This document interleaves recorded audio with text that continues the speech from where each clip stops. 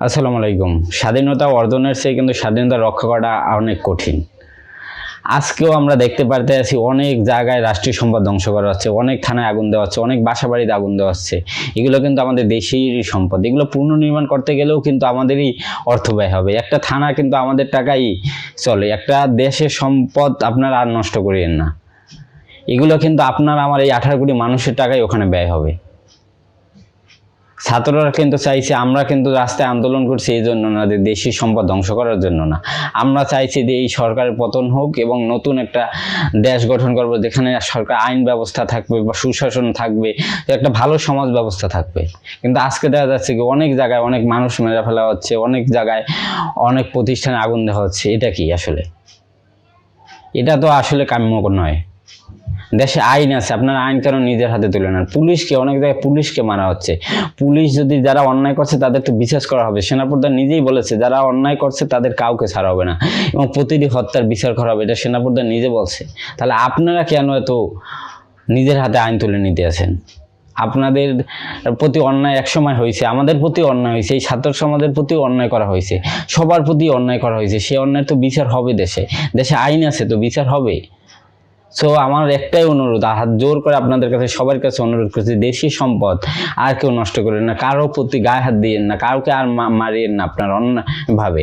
দেশে আইন আছে, আইনের মাধ্যমে তাদের বিচার হবে। যারা অন্যায় করছে তাদের তো বিচার হবে। আপনি নিজের হাতে কেন আইন তুলে নিচ্ছেন? আপনি বিরোধী দল হন, যে দল হন না কেন, আপনার আওয়ামী লীগের প্রতি রাগ ক্ষোভ থাকতেই পারে। এটা সবারই ছিল, সবাই এই কারণে আমরা আন্দোলন করছি, সবারই ক্ষোভ ছিল, এই কারণে এত লাখ লাখ মানুষ রাস্তায় নেমে গেছিল। আমরাও নামছি, সবাই নামছে। এই ছাত্র সমাজ প্রথমেই আমরা নামছি, এই ছাত্র সমাজ নামছে, তারপরে বিভিন্ন দল আসছে। কিন্তু কেউ তো বলে নাই যে আপনাদের এই রাষ্ট্রীয় সম্পদগুলো ধ্বংস করতে। এই যে গণভবনে, সংসদ ভবন আপনারা ছিন্ন ভিন্ন করে ফেললেন, এটা কি উচিত ছিল?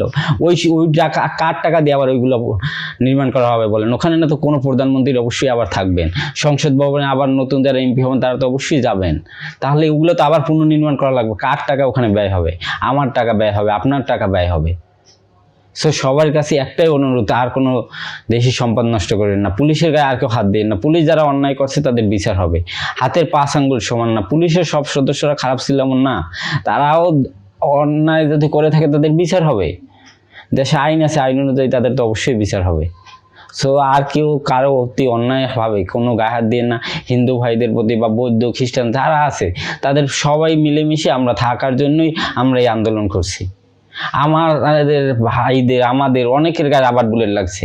রাবার বুলের কারণে হাতের অনেক জায়গায় যে পুঁজ বের হয়েছে, তারাও তো কষ্ট হয়েছে। তা তো কেউ বলে না আপনাদের এই দেশি সম্পদগুলো এইভাবে ধ্বংস করার জন্য।